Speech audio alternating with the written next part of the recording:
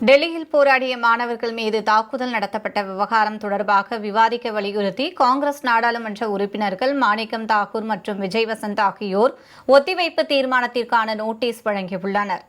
மக்களவை சபாநாயகர் அலுவலகத்திற்கு தமிழ்நாடு காங்கிரஸ் கமிட்டி தலைவர் மாணிக்கம் தாக்கூர் எம்பி அனுப்பியுள்ள நோட்டீஸில் நீட் முறைகேடுக்கு எதிராக ஜூலை 20 அன்று ஜந்தர் மந்தரில் போராட்டத்தில் ஈடுபட்ட மாணவர்களுக்கு எதிராக தடியடி, கண்ணீர் புகை குண்டுகள், பெல்லட் துப்பாக்கிகள் மற்றும் ஷாக் பேட்டன்கள் பயன்படுத்தப்பட்டதால் பலர் படுகாயம் அடைந்திருப்பதாக குற்றம் சாட்டியுள்ளார்.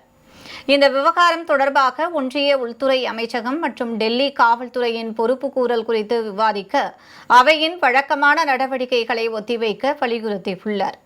இதேபோல் கன்னியாகுமரி நாடாளுமன்ற உறுப்பினர் விஜய் வசந்த் மக்களவை சபாநாயகருக்கு வழங்கியுள்ள நோட்டீஸில் டெல்லியில் போராட்டத்தில் ஈடுபட்ட பெண் போராட்டக்காரர்கள் மீதான தாக்குதல் மற்றும் சீருடை அணியாத காவலர்கள் ஈடுபட்டதாக கூறப்படும் விவகாரம் குறித்து அவையில் விவாதிக்க வலியுறுத்தியுள்ளார்.